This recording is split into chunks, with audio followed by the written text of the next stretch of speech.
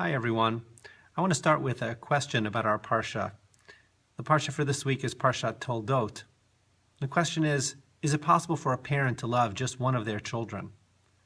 You see, in the parsha, it talks about Isaac and Rebekah, and it says that Isaac loved Esau, and it doesn't mention Jacob. And it says Rebekah loved Jacob, and doesn't mention Esau. And it's a troubling sort of idea. How is it possible that one loved one and the other loved the other, but the parents didn't love both of their children equally?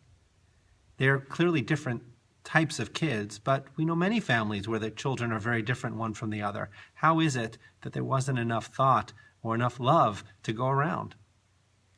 Rabbi Naphtali of Ropshitz, he gives an interpretation of this, and he says that actually to look for the source of this inequality, you look back at the backgrounds of Isaac and Rebekah.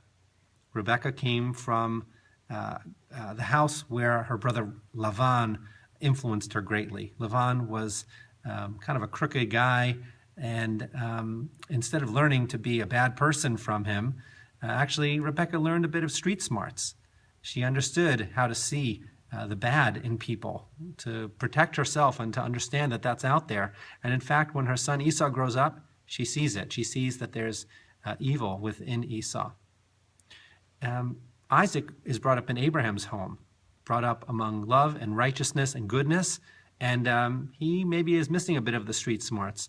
And his son Esau, all he sees in him is a strong hunter, someone who brings him this great food, and he loves his son. It's sad to read about the relationship between Jacob and Esau as it develops, as Esau will give up the rights of the firstborn for a bowl of soup early in the parsha, and later on the two sons will be trying to obtain the blessing of Isaac in a way which is very harmful for the overall health of the family, and will separate Jacob and Esau for years and years. For us, we have to ask ourselves, what is it in our background that colors the way we see the world? It could be the way we see our children in a way which isn't quite accurate because of our own baggage. It could be the way we see friends of ours, colleagues of ours, people in our community. We may have strongly held opinions that are only partially based on these others' actions or beliefs, but may be very much colored by our own background. How were we brought up? How long have we held these deeply seated beliefs that are coloring the way we understand people's actions?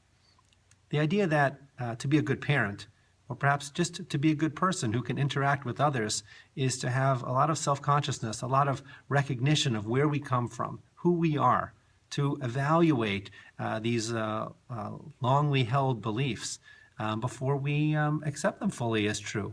We have to really look into ourselves. And what I hope for you this Shabbat is that, along with the general reflection and rest that we're able to have on Shabbat, perhaps Shabbat is also a time to think about what sort of glasses are we wearing, what lenses are coloring our view of the world. Hopefully our beliefs are strong and will reflect in positive ways in our lives. But for each of us, there are probably things deep in our background, just as there were with Rebekah and Isaac, that colored their relationships with their children. Just like them, we probably have things which need to be reevaluated so that we can see the world clearly, respond to it clearly and positively, and move forward into our lives. So I hope that for you, for this Shabbat, and I wish you a Shabbat Shalom.